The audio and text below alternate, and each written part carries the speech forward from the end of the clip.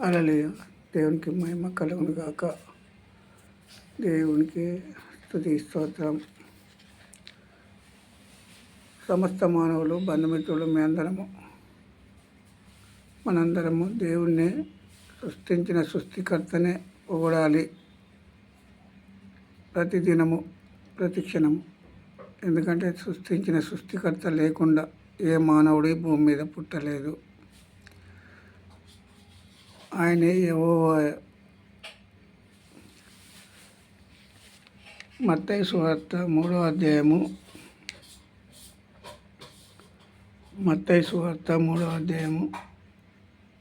చదువుదాం.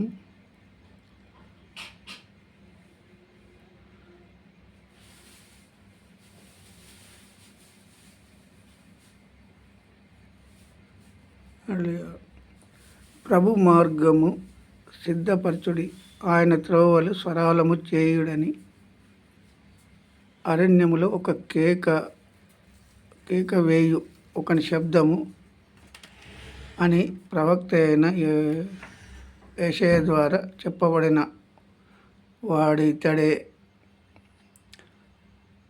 ఈ యోహాను కన్ను ఒంటి రోమముల వస్త్రములను మొల చుట్టూ తోలు దట్టియు ధరించుకొనువాడు మిడతలను అడవి తేనెయు అతనికి ఆహారము.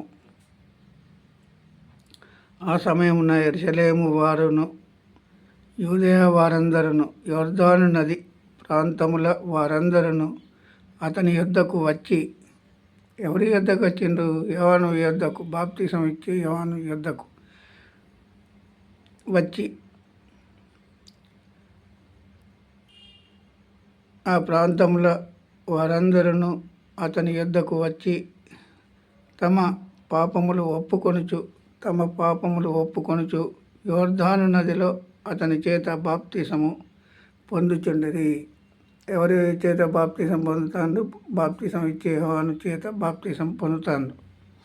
పాపములు ఒప్పుకొని విడిచిపెడతాడు. అతడు పరిచయులలోను సద్దుకయులలోను అనేకులు బాప్తిసము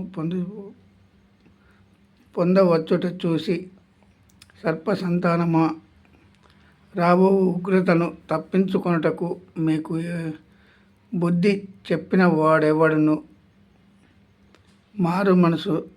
మారు మనసుకు తగిన ఫలము ఫలించుడి అని అన్నాడు. ఎవరు? మారు మనసుకు తగిన ఫలము ఫలించుడి. హృదయంలో నుండి వచ్చేటి అనేకమైన ఆలోచనలు, దేవునికి ఇష్టం లేని ఆలోచనలు, మన ప్రతి మానవుని హృదయం నుండి వచ్చే ఆలోచనలు. అది మారు మనసు పొందుడి. దేవుని మీద వదిలిపెట్టండి మన జీవితాలను. దేవుని మీద మనసు పెట్టండి. దేవుని మీద, సృష్టించిన సృష్టికర్త మీద మనసు పెట్టండి అని చెప్పి పాపములు ఒప్పుకొనుచు విడిచిపెట్టాలని యోహాను గారు, బాప్తిసం ఇచ్చే యోహాను గారు చెప్తున్నారు. అబ్రాహాము మాకు తండ్రి అని మీలో మీరు చెప్పుకొన తలంచవద్దు. దేవుడు రాళ్ల వలన అబ్రాహామునకు పిల్లలను పుట్టింపగలడని మీతో చెప్పుచున్నాను. అప్పుడే గొడ్డలి చెట్ల వేరున ఉంచబడి ఉన్నదని కనుక మంచి ఫలము ఫలింపని ప్రతి చెట్టును నరకబడి అగ్నిలో వేయబడును. ఇప్పుడు ఫలించని చెట్టు మొదట, ఇప్పుడు దేవుని మాటలు, దేవుని ఆలోచన, దేవుని క్రియలు కనుక ఎవరైతే జరిగించారో అది ఫలించని చెట్టు. అది ఫలించని చెట్టు మొదట ఏం పెట్టబడ్డది? గొడ్డలి. అగ్నిలో నరకబడి అగ్నిలో వేయబడును అని ఉన్నది. మరి ఫలించే చెట్టులాగా ఉండాలన్నా మనం? మన స్వార్థం కొరకే బోధలు చేయాలన్నా? ఇప్పుడు మన స్వార్థం కొరకే బోధలు ఎక్కువ జరుగుతున్నాయి. ఎందుకంటే బాప్తిసం ఇచ్చుచున్నాము, అయితే నా వెనుక వచ్చువాడు నాకంటే శక్తిమంతుడు. నా వెనుక వచ్చువాడు, ఏది యోహాను గారు అంటాడు, నాకంటే శక్తిమంతుడు. ఆయన చెప్పులు మోయుటకైనను నేను పాత్రుడను కాను అన్నాడు యోహాను గారు. ఈ మాటలు అర్థం చేసుకోలేక వంకర ఇటు వంకర్లు అటు వంకర్లు పాము వంకలు తిప్పుతూ మాట్లాడే బోధకులు వచ్చారు. ఆయన పరిశుద్ధాత్మలోను అగ్నితోనూ మీకు బాప్తిసం ఇచ్చును. ఆయన చేతిలో ఉన్నది. ఎవరి చేతిలో ఉన్నది?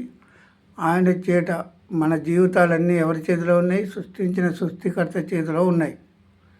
సృష్టించిన సృష్టికర్త చేతిలో ఉంటే నన్నెవడు బతికిస్తాడు, నాకెవడు సాటి, నేనే గొప్ప, ఎవరికి వారే గొప్ప అని అనుకుంటూ దేవుణ్ణి మర్చిపోయేవారు అనేకులు ఉన్నారు. ఇప్పుడు సృష్టించిన సృష్టికర్తను మర్చిపోయేవారు. గాలి దేవుడు అంటారు, విగ్రహం దేవుడు అంటారు, భూమి దేవుడు అంటారు, ఆకాశం దేవుడు అంటారు, వేడి దేవుడు అంటారు. మరి మనలో వేడి ఉన్నది, మట్టి ఉన్నది, గాలి ఉన్నది. మరి ఈ గాలి లేకుండా ఏ మానవుడు బ్రతుకుటలేదు. శ్వాస లేకుండా బ్రతికే మానవుడు ఎవరైనా ఉన్నారా? ఇప్పుడు అగ్నితోనూ బాప్తిసం ఇచ్చు ఆయన చేతిలో ఉన్నది. ఆయన తన కళ్ళమును బాగుగా శుభ్రము చేసి గోధుమలను కొట్టులో నింపబడతాయి. కొట్టులో నింపబడిన తర్వాత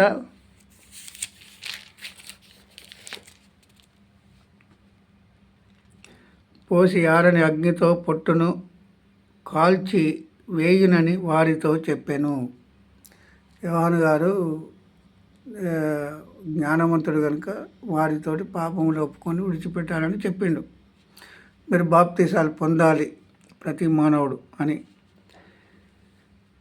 అయితే ఆ సమయమున యోహాను చేత బాప్తీసము పొందుటకు యేసు గలిలయ నుండి యొర్దానుకు దగ్గరనున్న అతని యొద్దకు వచ్చాను. ఎవరి యొద్దకు వచ్చాడు? యేసుక్రీస్తు ప్రభు యోహాను యొద్దకు వచ్చాడు. బాప్తిసము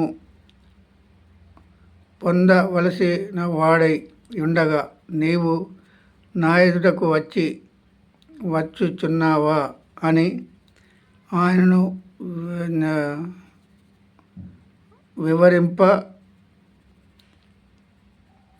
వివరింపజూశాను. కానీ యేసు ఇప్పటికి కానిము నీతి యావత్ ఇలాగు నెరవేర్చుట మనకు తగి ఉన్నదని అతనికి ఉత్తరమిచ్చెను. కనుక అతడు ఇలాగు కానిచ్చెను. యేసు బాప్తిసము పొందిన వెంటనే నీళ్ళలో నుండి ఒడ్డుకు వచ్చాను. యేసుక్రీస్తు ప్రభు బాప్తిసం తీసుకున్న తర్వాత ఆయనలో ఏ పాపం లేదు, కానీ మాదిరి, నేను తీసుకున్న మాదిరి మీరు చెయ్యండి అని చూపెట్టిండు మనకు. ఆయనలో పాపం ఉన్నదని బాప్తిసం తీసుకున్నది కాదు. మన పాపములు పోవడానికి, మన శాపములు పోవడానికి ఆయనే మాదిరి చూపెట్టిండు. మన పాపములు ఒప్పుకొని విడిచిపెట్టాలి బాప్తిసం. అప్పుడు బాప్తిసం పొందిన వెంటనే నీళ్ళలో నుండి ఒడ్డునకు వచ్చెను. ఇదిగో ఆకాశము తెరవబడెను. దేవుని ఆత్మ పావురం వలె దిగి తన మీదికి వచ్చుట చూచెను. ఇక్కడ పావురం వలె అని అన్నాడు. ఆకాశం నుండి పావురం వలె అని అంటే పావురమే దిగి వచ్చింది అన్నట్టుగా మాట్లాడుతాను ఇప్పుడు అబద్ధ బోధకులు. పావురం వచ్చింది అక్కడికి, పావురం వలె అని అన్నాడు. అంటే ఒక శక్తి, పరిశుద్ధాత్మ శక్తి ఎవరి మీదకి వచ్చింది? బాప్తిసం పొందే వారి మీద అందరికీ వస్తుంది పరిశుద్ధాత్మ శక్తి.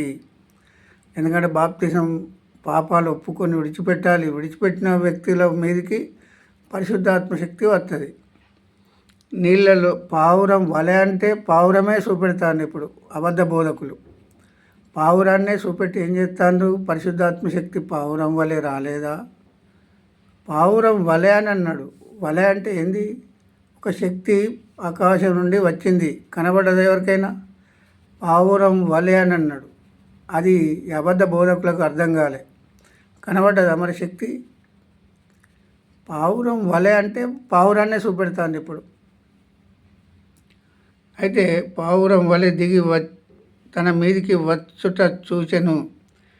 మరియు ఇదిగో ఈయనే నా ప్రియ కుమారుడు, ఈయనే నా ప్రియ కుమారుడు, ఈయన యందు నేను ఆనందించుచున్నానని ఒక శబ్దము ఆకాశం నుండి వచ్చాను. ఒక శబ్దం వచ్చింది కానీ ఒక వ్యక్తి ఉన్నాడు అని చెప్పే అబద్ధ బోధకులు వచ్చారు. ఇప్పుడు శబ్దం వచ్చిందని అన్నాడు ఆకాశం నుండి. ఈ బోధకులకు అర్థం కాకుండా ఆ ఉపేందర్ గారు, ఇది BOUI ఉపేందర్ గారు ముగ్గురు వ్యక్తులను చూపెడతాడు. ఇక్కడ పావురం వలె అని చూపెడతాడు, పావురమును చూపెడతాడు. ఆకాశం నుండి ఒక స్వరం వినబడ్డది. ఆ స్వరం విన్నారు కానీ ఎవరు చూసిన వాళ్ళు లేరు. అక్కడ ఒక వ్యక్తిని చూపెడతాడు. పావురం వలె అంటే ఈయనను ఒక వ్యక్తిగా చూపెడతాడు, యేసుక్రీస్తు ప్రభువును వ్యక్తిగా చూపెడతాడు. ఈ అబద్ధ బోధలు చేస్తూ పావురం వలె అంటే పావురమే వచ్చిందని చెప్పలే. అక్కడ పావురం వచ్చిందని చెప్పిండా? ఆ ఉపేందర్ BOUIలో ఉపేందర్ గారని అబద్ధ బోధలు చేస్తూ అక్కడ ఒక వ్యక్తిని చూపెడతాడు. పావురం వలె అంటే కనబడ్డదా అంటే కనబడలేదు. ఈ ఆకాశం నుండి ఒక స్వరం వినబడ్డది.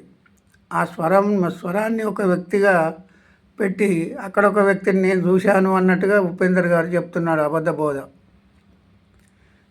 BOUIలో ఉన్న ఉపేందర్ గారు అబద్ధాలు ఎంతకాలం మాట్లాడతారు? అబద్ధాలు అంటే దేవునికి ఇష్టం లేదు.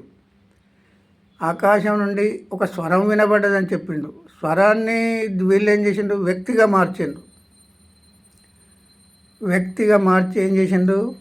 ఆడొక వ్యక్తి ఉన్నాడు, పావురం అంటే ఆయన ఒక వ్యక్తి, ఈయన ఒక వ్యక్తి అంటాడు.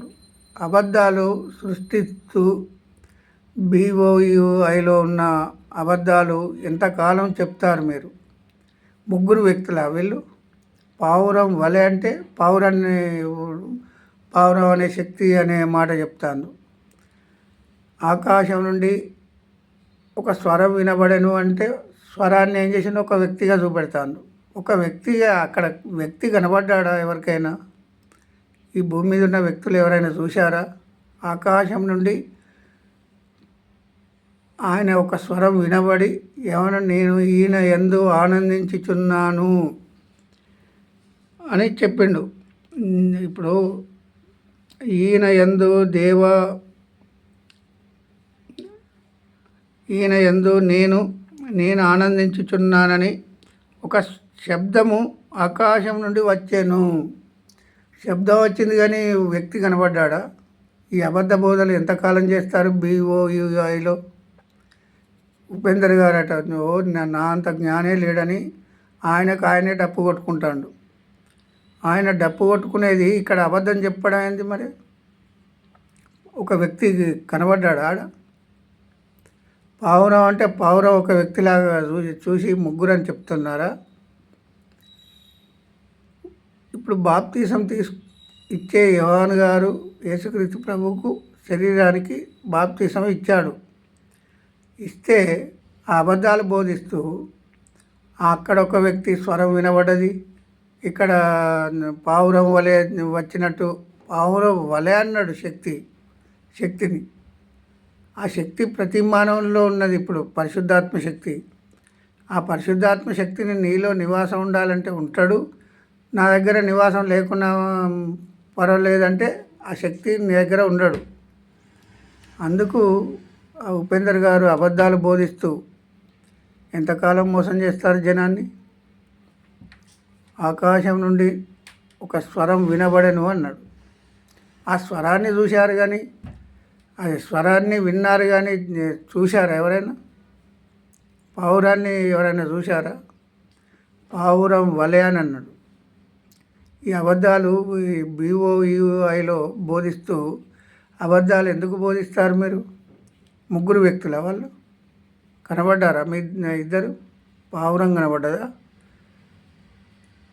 ఆకాశం నుండి ఒక స్వరం వినబడితే ఆయన ఒక వ్యక్తిగా ఈ దొంగ బోధలు చేస్తూ అబద్ధ బోధలు చేస్తూ BOUIలో ఉపేందర్ గారని ఆయనకు జ్ఞానం రావాలని ప్రార్థన చేద్దాం. ఎందుకంటే ముగ్గురు వ్యక్తులను చూపెడతాడు ఉపేందర్ గారు. ఆ ఉపేందర్ గారికి జ్ఞానం లేదు ఇప్పటికైనా. ఆ ఉపేందర్ గారు అబద్ధాలు బోధిస్తూ ఎంతకాలం జనాన్ని మోసం చేస్తారు? ఇక్కడ ముగ్గురు వ్యక్తులు అవపడ్డారా? ఇప్పుడు ఈయన శరీరధారిగా కనబడ్డాడు యేసుక్రీస్తు ప్రభు. బాప్తిసం తీసుకున్నట్టు కనబడ్డాడు. మరి ఇప్పుడు స్వరం వచ్చి బాప్తిసం తీసుకుంటుందా? పావురం వచ్చి బాప్తిసం తీసుకుంటుందా? పరిశుద్ధాత్మ శక్తి చెప్పాలి ఉపేందర్ గారు. ఈరోజు మీరు ఉపేందర్ గారు నా అంత జ్ఞాని లేడని నీకు నువ్వు విర్రవీగుతానో చూడు. అబద్ధం బోధించి దేవుణ్ణి మోసం చేస్తున్నావు. అబద్ధాలు బోధించేవారు అనేకులు వచ్చారు. ఇప్పుడు అబద్ధాలు దేవునికి ఇష్టం లేదు. దేవునికి మహిమ కలుగును గాక. ఆమేన్.